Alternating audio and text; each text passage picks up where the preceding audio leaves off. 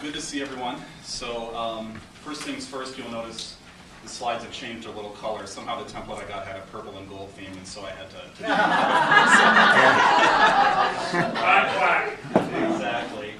So just start with some introductory stuff, a little bit about me. As Chris said, I've been a lot of places, so I can't keep a job apparently. But I've been at University of Washington a few times, but also been lucky enough to work in my alma mater, which was the College of William and Mary. And then at one point, a gentleman in this room, Kai Kamrath, recruited me to come away with him to Columbia, and we did some really fun stuff there. For a while, I completely lost my mind and went to work for the vendor and was at SunGuard. And then lost my mind even further and decided to be a major gifts officer for a while and a director of development for a small nonprofit here in Seattle.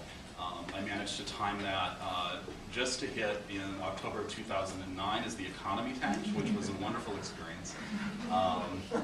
And so I did that for a few years and then started to do some consulting and had no idea what that would look like or how that would work out. And about 4 weeks after I formed the LLC, got a call from somebody I'd worked with at the University of Washington who said, I really need some help down at University of Oregon. And so started doing that and then really liked it there and ended up taking a full-time job. So that was my fifth database conversion. Clearly I have questionable mental capacity. So we're talking about reducing Mea Culpa, so something that's present for all of us. And of course, one of the things I think they did really well with this conference is they called ahead of time, they thought about what are the topics of most interest. So rather than just, oh, well, I think I'd like to talk about this, gave a lot of thought to what topics we might really all have in common. And I got this one and I thought, well, that's one I've never heard before, because it seems like every conference there's something like this. And you think, well, what am I possibly going to bring to bear to this? But one of the great things was we had, gosh, it was almost 6 months that we had to think about this stuff. And so, you know the presentation's coming, and things kind of, would come up in my life, and I would think, oh, that's kind of applicable. And this has ended up being very, very different from what I would have expected when I started with it. So we'll see if it's a fresh new approach or not. We're in my favorite city in the world. This is Seattle, so welcome if you're not from here. And I get this great view, and you have to look at me, so. And it's after lunch, so no sleeping, please. I will cry. Why are we here? We're here because we like you. Does anyone remember that? M-I-C-E-K-E-Y. And how, for me, a lot of the value of conferences comes in what I take away and not in what I can write down, because so many times I write stuff down and that might help me remember, but the luxury of being able to go back and review my notes, it just doesn't happen as often as I'd like. But if I'm able to come away with one or two good things that really stick with me, then I feel like it's been worthwhile. And honestly, I got a couple of those already this morning, so that's already been worthwhile. Also, if you make one or two good contacts, somebody you haven't met before, somebody you can pick up the phone and call for great advice, that absolutely makes it worthwhile. So I think Walt said it really well this morning when he talked about how our work is so much about storytelling, and so really, I'm just out to tell a few good stories today about some circumstances, and hope that there's one or two things that you take that really stick with you, and we'll see how that goes. There's a whole theory about how PowerPoints should be, and I decided about 5 years ago just to completely ignore it, because the idea is, you only have 2 or 3 words per point, and the maximum of 4 points per slide, and you've got your notes. That just never worked for me, because then I'd be looking down at my notes and looking up, and I'd lose track of what's going on in the room. And so my PowerPoints are terrible, according to whatever the classic theory of PowerPoints is. I just do stream of consciousness so that I can remember where I am and what I kind of thought I was going to say. I hope the good thing about that is if you get a copy of this, then you'll maybe, unfortunately for you, plug into my brain if you ever have reason to go back to it and maybe remember what I was talking about as well. But I'll just apologize in advance, because I'm not one of these folks who finds time to go out and get cool animations or puts together a lot of graphs. I mostly just talk, and we'll see how that goes. So I'm going to start with a thanks to one of the first people who informed my thinking in the industry, which was Teresa Munford. She was at the College of William & Mary. She was an associate vice president there, and I was in my very first fundraising job. I'd been a student intern. That was in a year, by the way, that shall remain nameless. I'd been a student intern, and somehow they had this crazy idea that they could write a phone-a-thon system. This was on the VAX version of Advance. And so they had spec'd out this phone-a-thon system, and even crazier than that, they thought they could hire a CS student to write it. And somebody from SunGuard came down, and at the time it was BSR, and was looking at this and saying, well, you just got some young hotshot who thinks he can do way more than he can do. But we actually wrote it, and they used it for about 10 years. So that was my job as a student intern, and that led to a report writing position, which was completely different because suddenly I had to be a professional and had to learn a lot of things about being in an office, which were much more than just the technical product you produce. And had some friction with a counterpart in annual giving. I know that's a shocker. So this was a person arguing with someone in annual giving, and it's an exchange that probably a lot of us have witnessed at some point. It's like, okay, this is what I need, and you give it to them. Well, no, that's not quite it. I need to do another iteration. And finally, I knew it wasn't the right thing to do, but I gave her what she was asking for instead of what it really needed to be. And Teresa Munford comes into my office, and she says, Susan just said this in a meeting, and I had to correct her in front of everyone. You made one of your colleagues look bad, and we do not do business that way in my shop. So, talked about the expertise I needed to have, talked about how I needed to learn their business, talked about how really I needed to meet them more than halfway because their jobs are hard. They don't have enough time to understand systems necessarily, and so that's where we need to go. And it stuck with me a long time, because that was many years ago. And she was right, frankly. And I thought that way for a long time, and I still do to a large extent. But I also think that times have changed, because that was a long time ago. And even just looking at Advance, so that's a product I'm using now, University of Oregon Foundation. I was using the VAX version then. And if you made an estimate, Kai, the VAX version of Advance, probably 25% of the data structures that exist in the current model. Oh, more than that. Yeah. So the data's gotten significantly wider. We also have a lot more fundraisers. So, College of William & Mary at that point, 5 major gifts officers, 2 people in the annual giving office, 1 person doing planned giving. So, a whole shop was 20 fundraisers, maybe 5 gift processors, 3 people in the systems office. And, there was an expectation there that I think was a good one, which is, and Walt was alluding to this morning as well, give them what they need before they need it. That's gotten a lot harder to do, because this profession has grown so much. Even having spent 3 years as a fundraiser, there's still things I learn every day where it's like, okay, I just did not know that somebody would need that, or never thought of needing to use the data that way. And so being able to get there for them before they get there are times where that's really realistic, because it's a fairly static report, or it's a way of reporting on gifts. But as the data needs increase, that becomes really a much, much harder thing to do.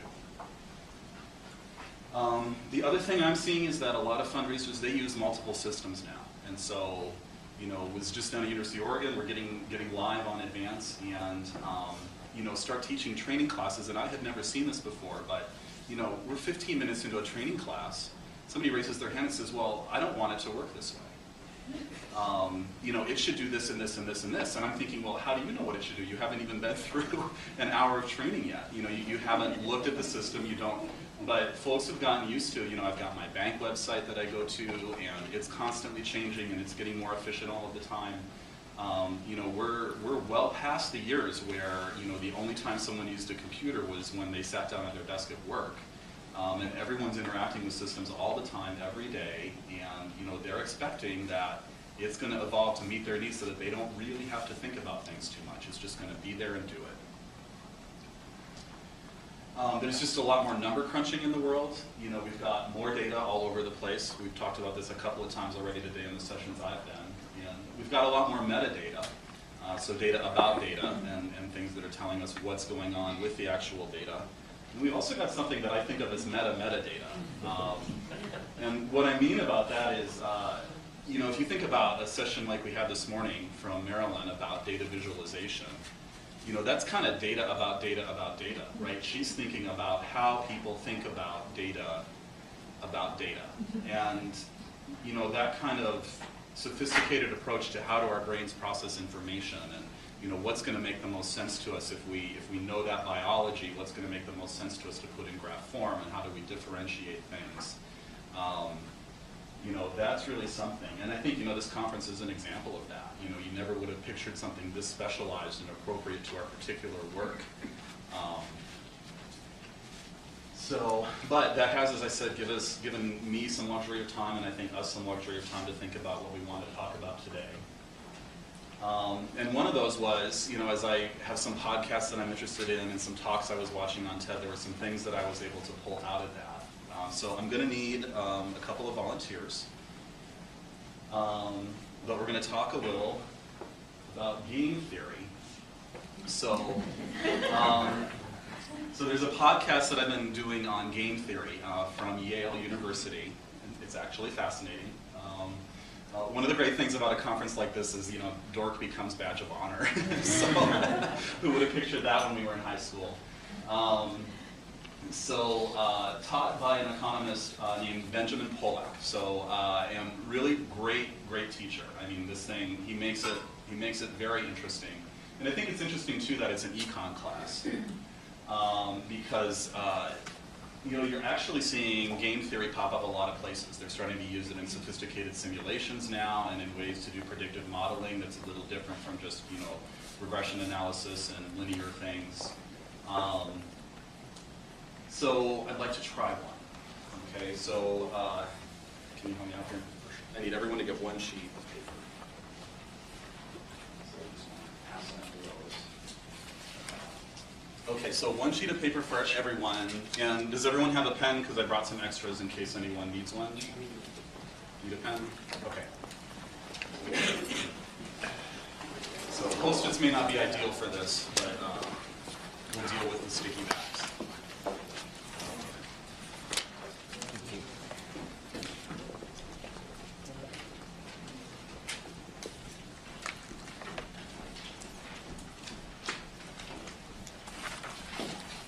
So since it's after lunch and I want you to stay awake, I needed to make this interesting. So there's money riding on this. Show us the few. I've got $5, so I've also got a couple of drink tickets. So there's a tie. And actually, does anyone have a laptop open who'd be willing to run a quick spreadsheet for me? Would you mind? If you just pull up a blank spreadsheet because we're going to have to do some totaling. Okay, so everyone's got a slip of paper. I want everyone to write down a number. And we're going to collect all of the numbers and take the average. The person, I'm sorry? How many digits? Yes, whole numbers, please, between 1 and 100. 1 and 1. Oh, okay. Yes, whole digits between 1 and 100. We're going to collect them all and take the average. And the person, so put your name on this, by the way. I won't single you out if you've got bad answers and ridicule you, but we do need to know who won. And the person who is closest to 2/3 of the average is going to win the $5. Yep. Put your name on it. You have 15 seconds. That's because the Jeopardy theme takes 15 seconds, and that's what's going to be playing in my brain. So I won't sing.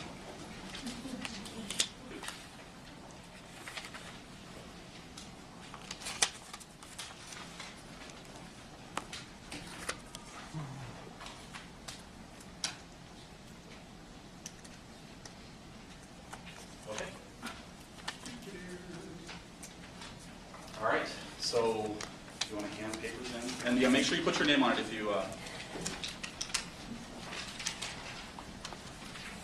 want to be in the running.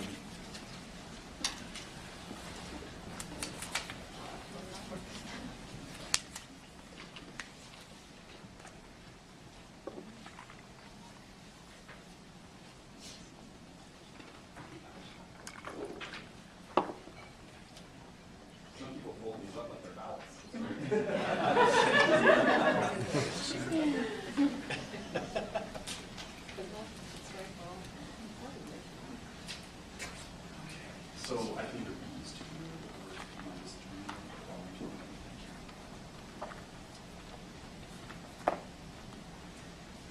Okay. So we've got some help going ahead and totaling the numbers and coming up with the average over there. So what are some common answers to this? And I find one of the most helpful questions in work as I'm trying to figure something out is, just a quick aside, what would have to be true for that to be the answer? Okay. You know, because a lot of times it's just like you're dealing with things where there's not necessarily any way to know, but there needs to be a way to interject common sense. And this question has saved me a lot of times. What would have to be true for that to actually work? I got that from a friend of mine who has actually been working at the Broad Institute for the last 10 years doing gene sequencing, and she has to manage 300 scientists, and she does not have a background in that area at all. And I was like, how on earth do you do that? And that's the question she said she's constantly having to ask to be able to manage an area in which she doesn't have formal schooling or training at the level of the people she works with. But let's work through some logic on potential answers. So again, the challenge was you want to be as close as you can to 2/3 of the average. So, you know, I didn't give you a lot of time, so I don't want anyone to feel bad about this, but, you know, I've had the luxury of going through this a couple of times and seeing the lecture on it. And if you stop and think about that problem, you know, really there's no way to come up with an answer that's higher than 66. What would have to be true for 66 to be the answer? Well, everyone in the room would have to write down, everyone would have to write down 100, and your average would have to be 100, and then 66 would be right. But that seems like a really unlikely circumstance. So basically any number 67 or higher, you can eliminate. Well, once you know that, once you know the highest number you should possibly put down is 66, and there's not going to be anything higher than that, what happens? Lowest number is 0. Well, eventually you might get there, but you're ruining the ending, man. But if you know there's no such thing as a number above 66, and that's the highest that anyone's going to put down if they have a second to think about this, then the most that you would put down would be 2/3 of 66, which would be, what, 44? Yeah. So, a lot of people come up with 33. So, because I think the reasoning there could be, well, if people are just randomly selecting numbers, then your average is going to be 50, and 2/3 of 50 is 33. Well, what's the problem with thinking that way? Yeah, we're not picking numbers randomly. So we all have a common set of knowledge about how this game is going to work. So, you know, we're trying to pick based on that. So, how far along are we?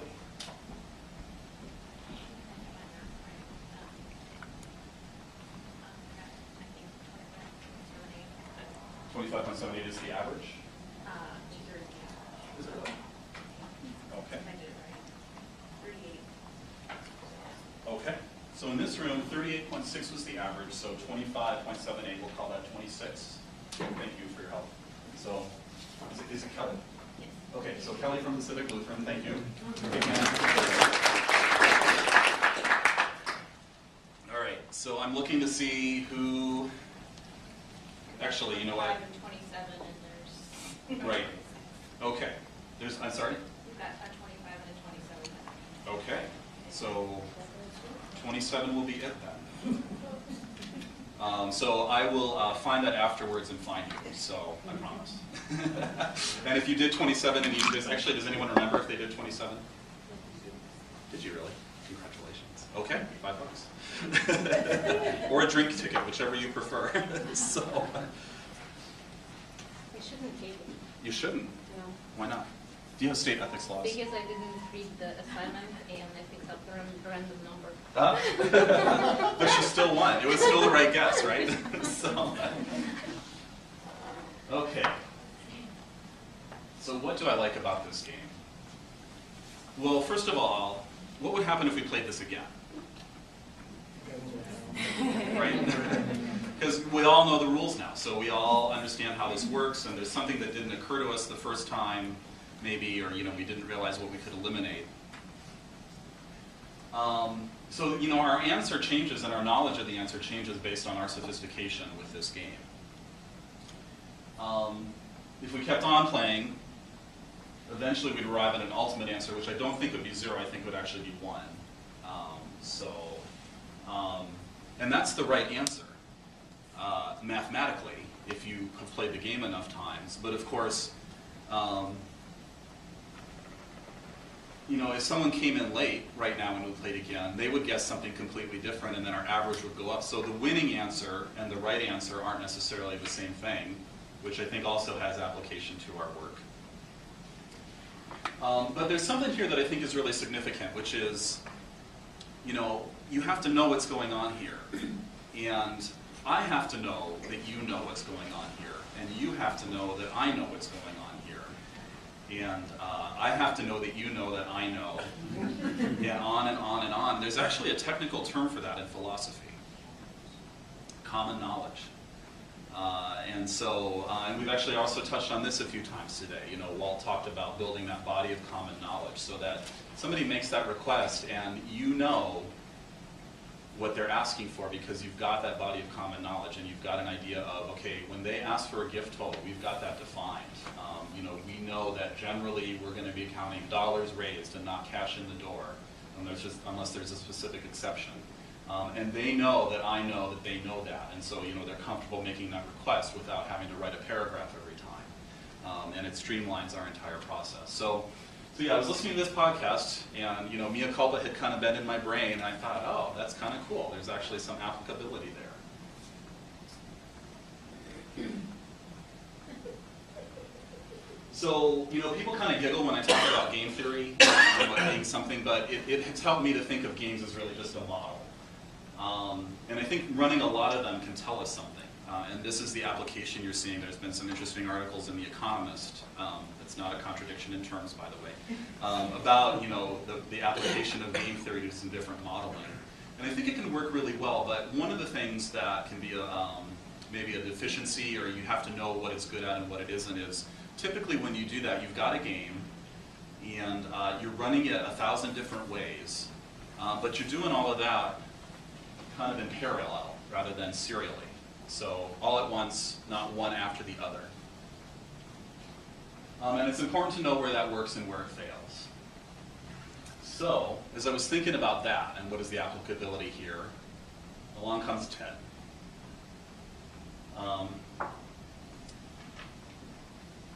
And talk from Tim Harford on the God complex.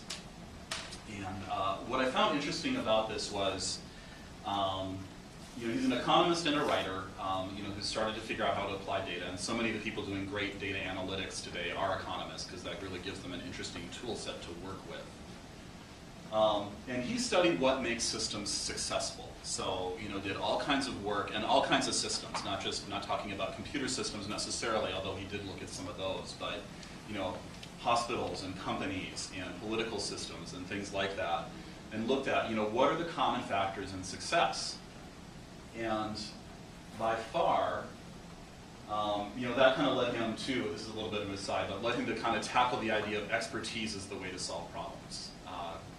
And this goes along with what I was saying earlier about problems having gotten really complex. It used to be that one person could kind of breeze into the room and just know what the solution was and kind of drive that through. But a lot of times anymore, you can't really do that.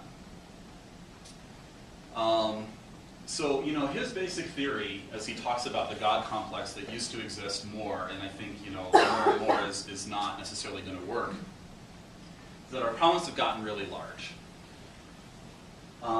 And that expertise in an area provides you a lot of background and a way to think about things, but it also provides you with conventions and blind spots, and you get stuck in particular ways of thinking.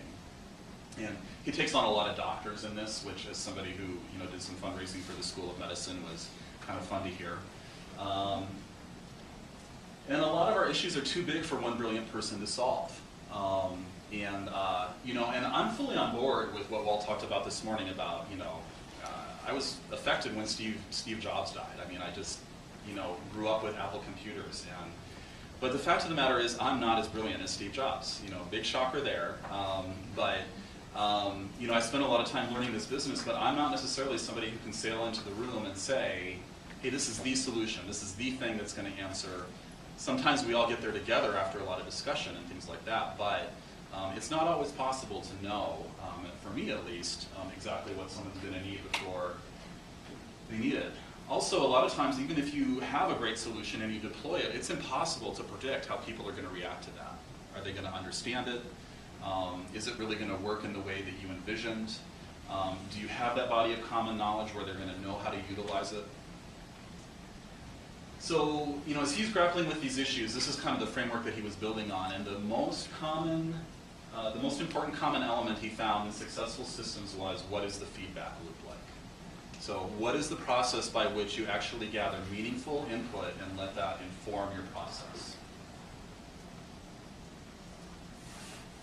So he calls it evolution. I think in our line of work we'd be more likely to call it iteration. You know, so you come up with the best solution, you put it out there and see how it works. And this does require expertise. You know, there's no getting by. You can't be a novice and just put something out there, because it would be so far afield that, you know, you'd likely frustrate your folks, not get anywhere, and then you're stuck. But see how it works and modify and upgrade with good, appropriate input. And you repeat that many times in some cases.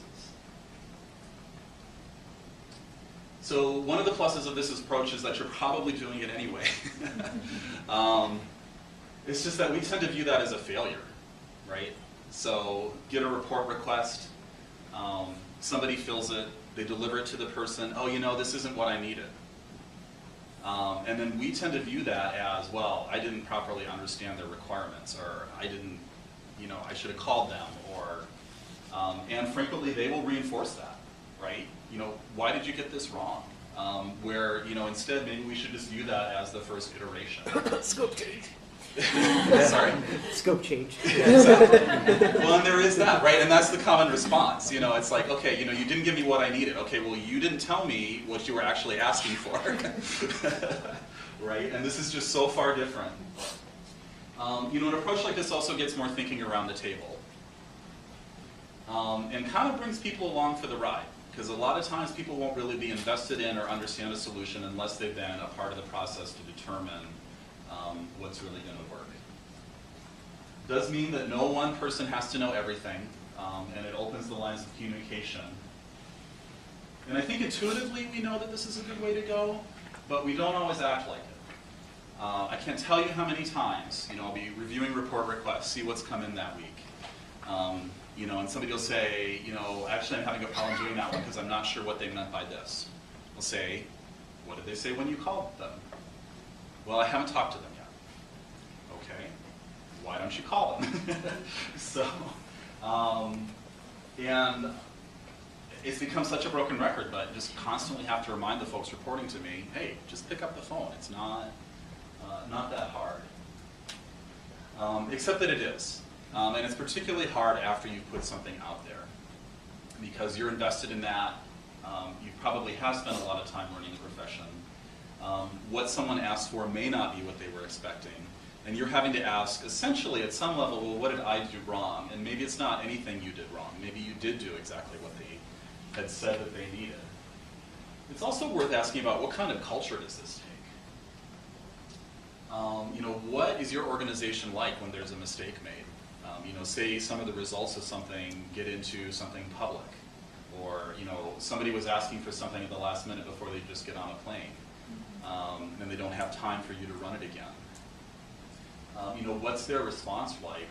And, you know, so, and, you know, the position I'm in right now, University of Oregon Foundation, I have probably had to think more about culture than I ever have in my career. And this is a project that failed. They bought a big database, they brought in consultants, spent a lot of money, gathered a lot of user input, and it just completely ran off the rails. A lot of that was because of culture. A lot of that was because of, you know, you have a foundation that's running the system, and there was a traditional gulf between foundation and development. a lot of misunderstanding of the other's needs, and a lot of well-intentioned people who were really trying to bridge that gap but just could not get past it.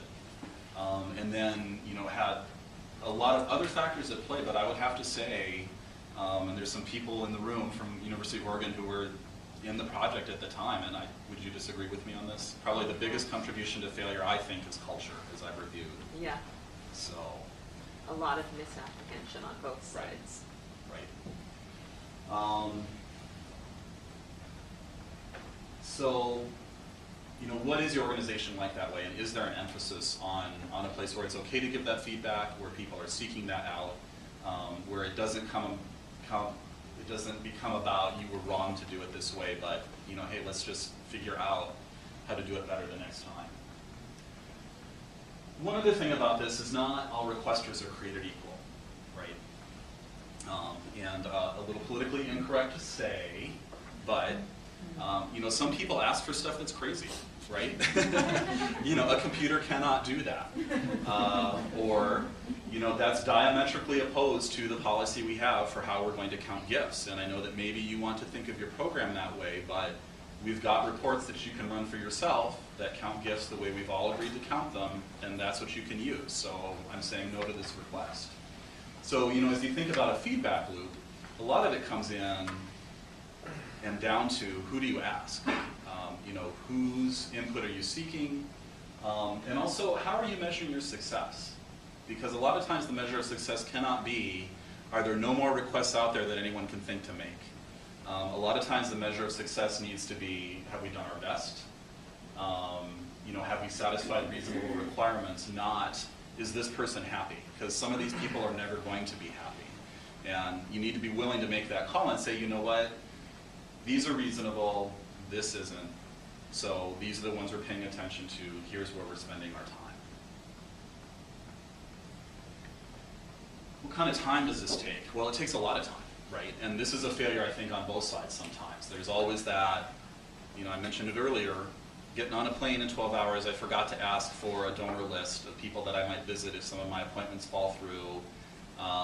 I need people in these 3 zip codes who have giving above this level, but nobody who's already on this list that I requested 3 weeks ago, and I want it partitioned in this way and sorted with these 3 variables, and can you get that to me in 3 hours? And then you get a call when they come back from that trip, well, this list wasn't right. Well, that was a super complicated request, and you gave somebody 2 hours to work on it. And it goes the other way. Request is in 3 weeks early. You've got somebody really conscientious. Report writer doesn't start working on it until the day before. They find out that, they find out it was more complicated than they expected, and they can't get it done in time. So really all this approach takes is you have to have secure programmers who are okay with asking what they did wrong, plus a positive culture, plus lots of time. Awesome. No problem. So what's the biggest barrier there? Right, I agree, time. I can do everything else with time. Right. Out of my control sometimes. Right, I would agree. See, it was already in black and white. I read your mind. Or yellow and gold. Secure programmers and positive culture, it's not that those aren't difficult problems to solve, but I think if you're good at getting input and you're good at letting that affect your work product, that becomes a self-reinforcing process, right? And even the person who least wants to work with you and least wants to take the time, you can convert those people with 1 or 2 successes. And so, you just do this once or twice with people, and then they're along. Next time you need some of their time, they're going to know that that's worthwhile. So why is time such an issue? Because this has been the thing in every job I've been in, and you've heard my CV already. I've been in a lot of them. So why does this keep coming up and coming up? So I'm going back to game theory on this one. Does anyone know what the prisoner's dilemma is? This will be fun. Okay, the prisoner's dilemma. 2 suspects are brought in for questioning, and they're separated. This is a formal part of game theory, and I'd kind of heard of it a few times before, and it came up in the Yale lectures, but it's actually a lot older than that. It was first articulated, I think, under this term in the mid-50s. Both prisoners are offered a deal to testify against the other. They don't have quite enough evidence to make the case stick, so they need testimony. And so they know these two guys were involved in the crime, and they're trying to get them to talk. Now, if neither one of them talk, then all they can get them for is a minor offense, and they both get off with 1 month. If one talks and the other doesn't, then the one who talks gets off free, and the other gets a year. And if they both talk, they both get 3 months. So what's the best outcome of these three? I mean, overall, if you're looking at both people, what's the least amount of prison time served for both of them? They both talk. No? Neither one. Neither talk. Yeah, if neither one talks, they both get off with 1 month apiece. But it doesn't work that way. What actually happens? They both talk. They both talk, or at least one does, right? So why does that happen? Because they want to be free. Well, they want to be free, but the other thing that happens is, there's a logical part to this, which is I'm in a room separate from you. I have no idea what you're going to do. You might be silent, or you might talk, right? But no matter which one of those you do, I'm better off if I talk, right? So, because if you're staying quiet and I talk, I get off scot-free and you get a year. And if you're talking and I don't, I get a year. So if you're talking, then I better talk too, because then I only get 3 months. So this all seems like, a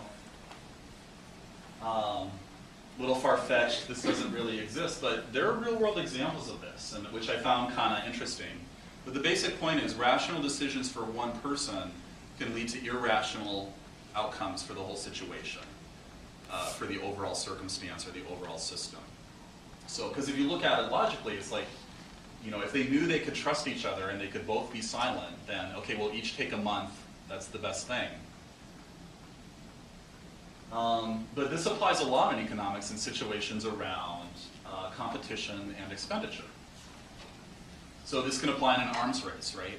So, two countries building up their military would be in the best interest of both if they could cut back on military spending, and we would particularly like it if they spent more money on schools and hospitals and other worthwhile nonprofit endeavors. But no matter what country X is doing, country Y is going to be better off if they continue to build their military, and so both continue to escalate. It can be the same way in advertising with companies. So, advertising is growing to consume so much of our budget, but no matter what this other company is doing, I'm going to be better off if I continue to do all of this advertising and even increase it over time. And it can also come in with a shared resource. So something like fishing rights, okay? So, we're gradually depleting the fishing stock here in this local area, and, we would like to have some kind of a system where that doesn't continue to happen, but, if everyone else is starting to fish less, it's still in my best interest to fish to my maximum ability because I don't need to control my fishing anymore because they're all doing it for me. If everyone else isn't fishing less, then I had better get as much as I can while I can, so it's still in my best interest to fish as much as I possibly can. And this can be true with things like carbon emissions. We've got one atmosphere for the whole world, and it's in everyone's best interest collectively to reduce the amount of carbon emissions, but in no particular individual case does any one country want to be the one to take the hit there. So it's actually, and chores, that's my favorite, at home. If my spouse or partner is somebody who will get frustrated and do the dishes, then it's never in my best interest to be the one who does the dishes. So, because if I do them, then they're going to get frustrated they're not done well enough and do them anyway, and if I don't, they're still going to be frustrated and do them. So individual fundraisers or departments are actually probably acting rationally. I realize that that may seem like a bold statement. So, having spent 3 years as a fundraiser, one of the biggest differences now is when I make fun of fundraisers, I actually do it with authority. That's fantastic. But many departments acting rationally for themselves when it comes to reporting resources and IT resources can lead to an irrational overall outcome, which is we never get enough time to work on some really great solutions because we're spending all of it doing ad hoc stuff. Right? And there's frequently no incentive not to request things that consume significant hours and resources. And this can be really difficult to achieve in an organization. But there's no reason for the head of donor relations to mitigate his or her requests because they know the head of annual giving is using all of this IT time, and even if the head of annual giving decides, okay, you know what, you've given me the speech a lot of times about how I need to give you some time and not make so many requests, so I'm writing my business plan for the year. We're going to get all of our stuff out of the way in a month at the beginning of the fiscal year, and then I'm not going to come back to you again. Well, then donor relations is saying, oh, finally it's my turn. And if annual giving is continuing to consume a lot of IT time, then donor relations is saying, well, I had better get my requests in and make this happen. So either way, somebody's going to be stepping up and saying, it's my time to get what I need out of your department. Well, what's the way out of this? You have to change the game. Easier said than done, of course. If we look at the real world, when we think about things like carbon emissions or fishing rights, what are some of the things that people do? Well, they'll have treaties. Okay, we're all going to reduce emissions by this amount. How well does that work? It doesn't, basically. You can do tariffs. We're in an unfair competition situation, so we're going to levy this money on your good to try and raise the cost and make things a little more fair. But then they just raise the cost on some of your goods, and so again, it doesn't really work. You can try and do things like licenses. Okay, you're allowed to get this many fish, for this amount of time, and that might work a little, but ocean's a big place. You can't really necessarily control what people are doing there, and we see that in our work as well. It's like, oh well, I'm not going to go through the official request system, but can you just backdoor this one for me?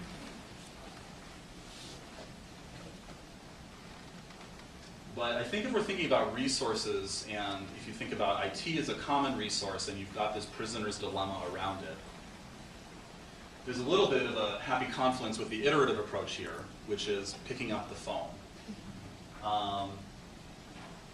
And I play a little game sometimes. I always ask them to do something. I do my best to make it useful. I'm giving away one of my secrets here, so you cannot take this back to UO. What does that do for me? Always asking them to do something. Involves them in the process. It does. It also makes it cost them something.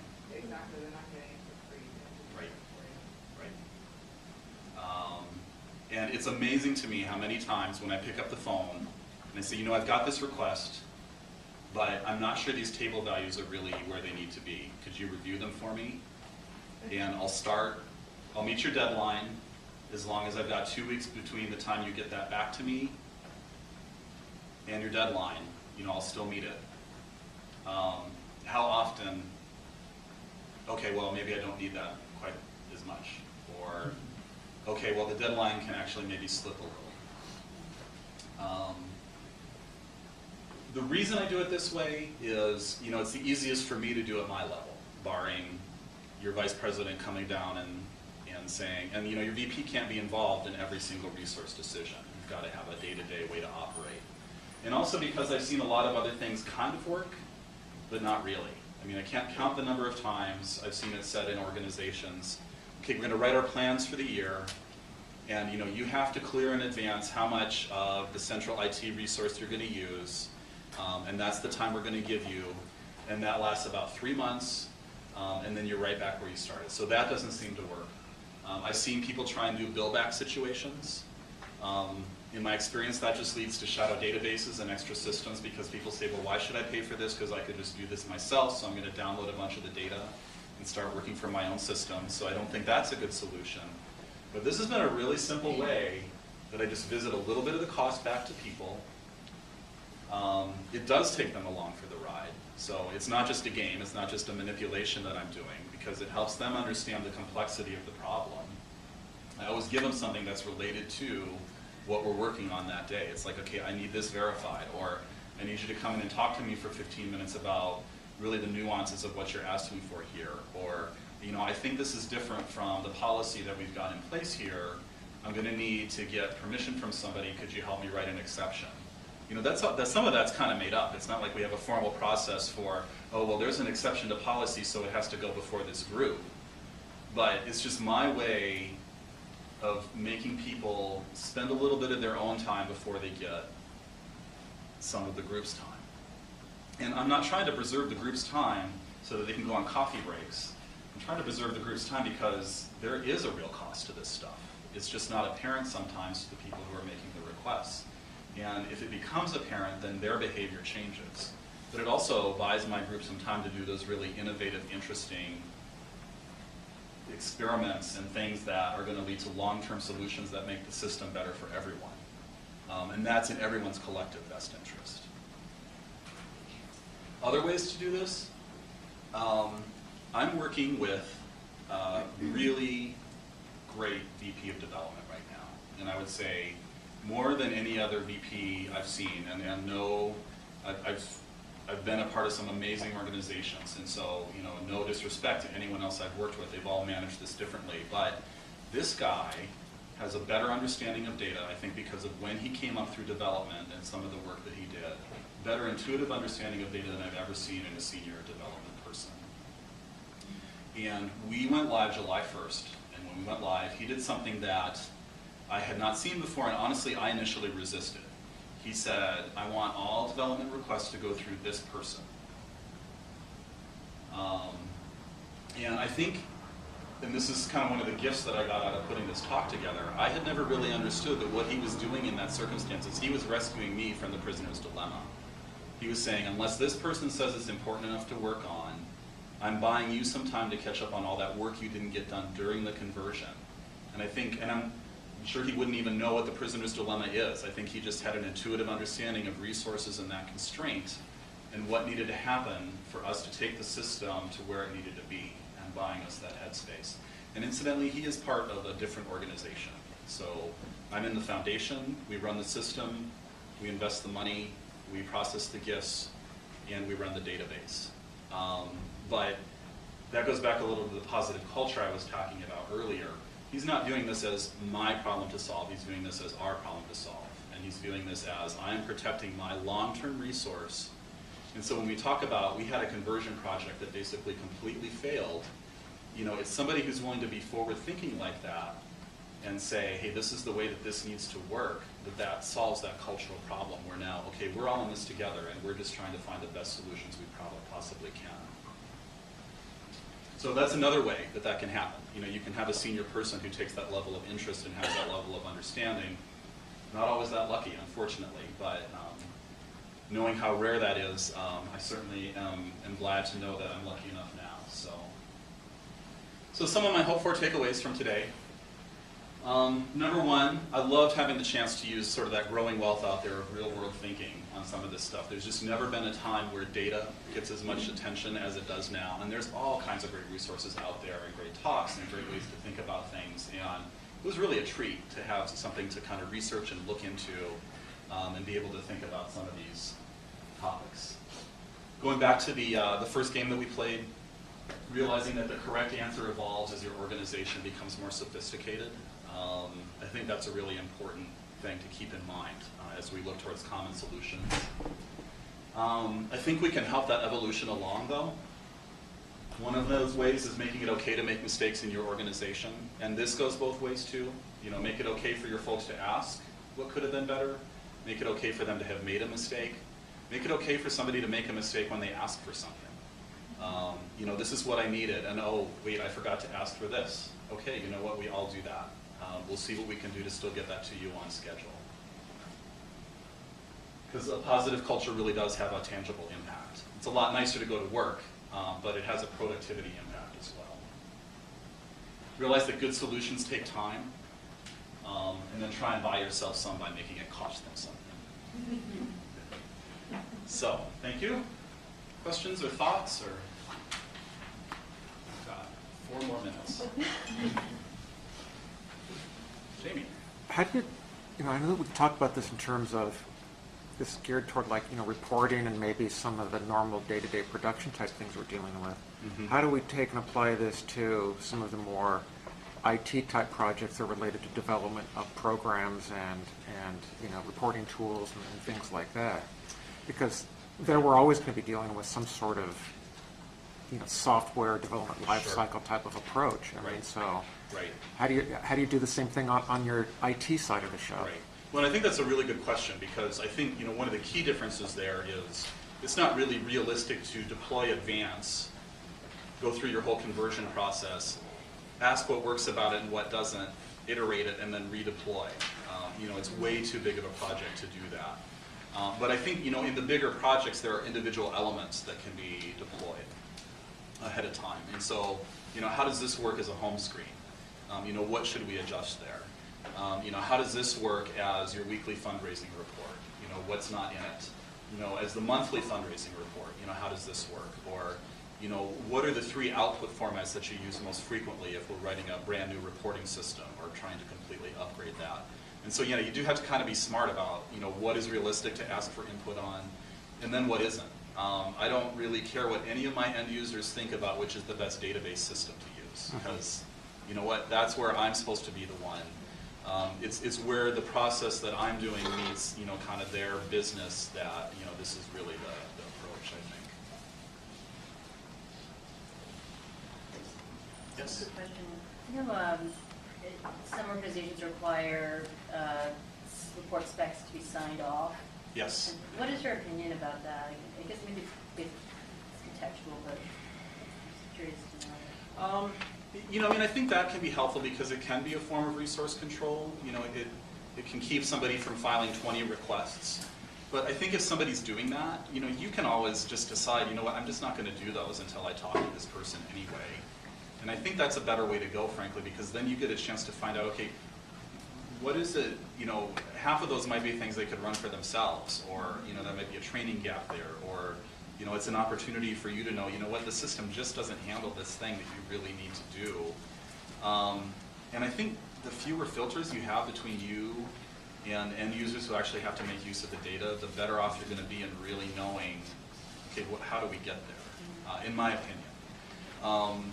One thing I have seen work really well that I kind of like is if you want to make an emergency request for anything 3 days or less, you have to have your boss sign off on it.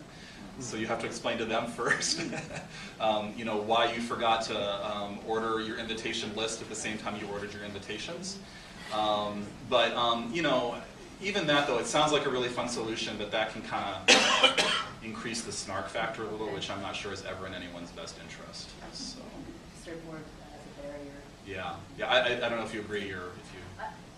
I'm on the fence, but I think I kind of do agree with you in that. What did you say? Fewer barriers. Fewer barriers. Yeah, I do appreciate that more. Yeah. But, yeah. If you have the time, though, and that's the other thing is, it's not always easy to carve that out. So. I was trying actually to argue by giving estimate and saying, this complexity of the report will cost taxpayers 40 hours of my work. Right. But if I do it a little bit with a limited scope, then it will be 20 hours. That Right. didn't fly. Okay. It's like, I need this report, and then they never use it again. Right. Did anyone hear that? She's kind of at the front of the room. So just saying, giving estimates on reports before they're filled, and saying, okay, if I do it this way, it'll take 60 hours, but I could do something that's a little simpler that does 90% of it in 15 hours, and it can be really hard to get people to take that less complicated. I'm comfortable saying no, though. If there's a canned report that does 90% of what someone's asking for, there are a lot of times where I'll just say, you know what, we just can't do that one, so come back in a month. Doesn't that go into the identification of risks for a project? I mean, when you review a project, any project, you know, you're going to look at, okay, what are the risks here? Okay, the report could be considerably complex. The scope could change. Right. You know, anything like that. You know, if you identify that ahead of time and set that expectation, isn't that part of the whole? Yeah, I think it is. I don't think people always understand that, though. And, you know, I think we're getting past that, and the VP I'm working with right now, I think, is a great example of that. You know, senior executives now have grown up with information technology, and so they understand more and more what it takes. But, you know, in my experience, you know, nothing will make someone furious faster if they're already mad than we waving a spec sheet in front of them and saying that this isn't what we agreed to. You know, that's just not going to be a very good defense. They're still just going to come back and say, well, this is what we really need, even though this is what we said last time. You know, and they haven't done it on purpose, right? I mean, it's like no one sets out to ask for the wrong thing. It's just, you know, the way it goes sometimes. So how do you get them to be more forthcoming about their need? Because that seems to be where we, you know, drop the ball the most. Right. Well, you know, and I'm not an expert on this, right? I mean, again, this is a topic that I get, and you know, we've all got experience and successes and failures, and you know, for me, it's been a matter of, you know, you find out who you can work well with. You know, you do the best that you can for them. You see, you know, you have to pick wisely too. You have to see, you know, there are a lot of times right now, we've been live 4 months. We've got way more to do still than we could possibly have time for. And one of the things I'm doing right now is, if, you know, these two people need something and one of them is great to work with and one of them isn't, I'm going with the person who's great to work with right now. I have to. Because I know that I can do it for them once, and they're going to work with me, and we can come out with a product that's going to be useful, versus the other one where I know it's going to take 3 tries and I don't have that time right now. You know, so I think part of it is, you know, if you can find the best partner, you know, you do that. Where that